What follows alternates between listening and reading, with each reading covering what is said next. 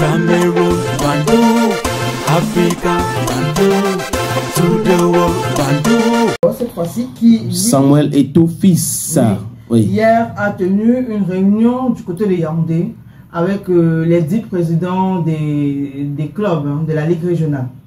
Oui, il faut dire qu'il y a eu beaucoup de menaces, des histoires, des réunions qu'on a organisées, on aurait organisées. Parce que jusqu'à présent, on n'a pas de communiqué final de la réunion que certains présidents de club auraient organisé à Yaoundé. Tu te rappelles de cette histoire, on a parlé des présidents qui ont décidé de ne pas porter ci, de ne pas porter ça. Il n'y a pas de communiqué final.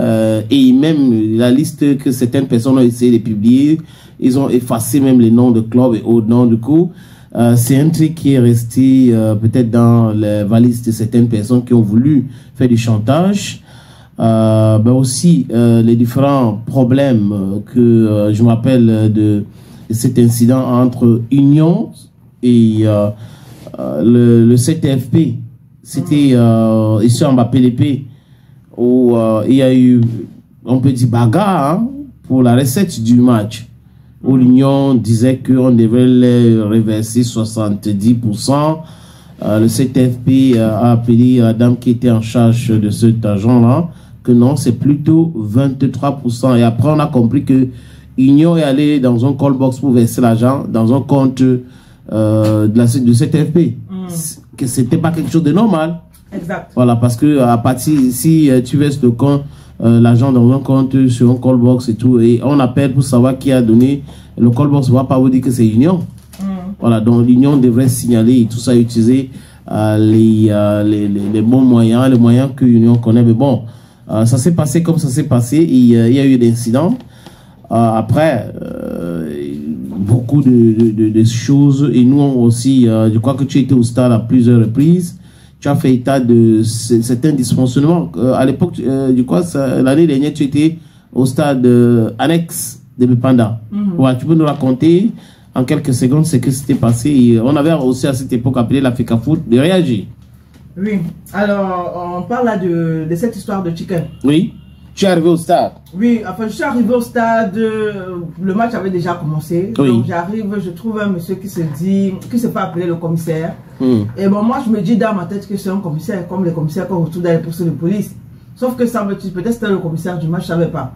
Donc il me demande, madame, vous voulez entrer au stade? Je dis oui, il me dit 2000 francs CFA. Je dis sans problème.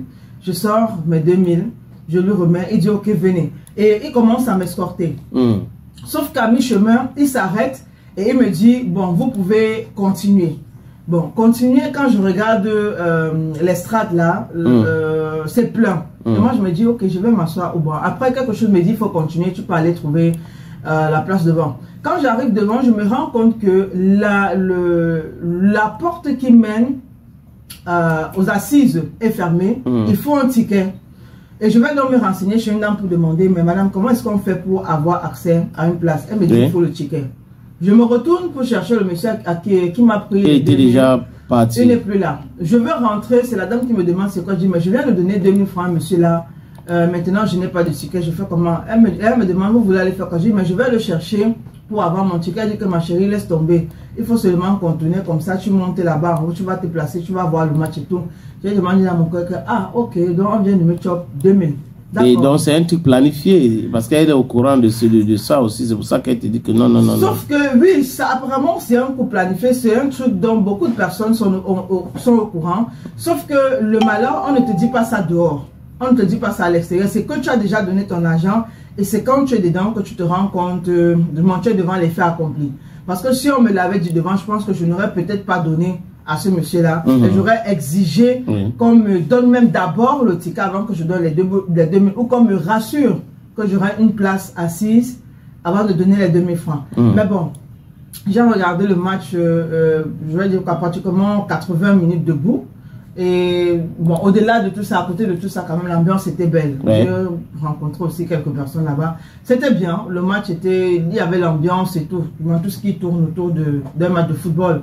Et après, on est rentré. Mais je pense quand même qu'il faut faire aussi, il doit avoir un peu plus de vigilance. Parce que même ici, au stade de Mbapelepe, où j'ai été une fois, il y avait toujours ce genre de problème de tickets. Je me souviens, des gens qui sont venus en disant mais il faut arrêter cette histoire de réservation des billets et tout, parce que semble-t-il on a certains membres du staff des clubs qui achetaient les tickets avant, un certain nombre de tickets pour les distribuer après. Et quand à les supporters.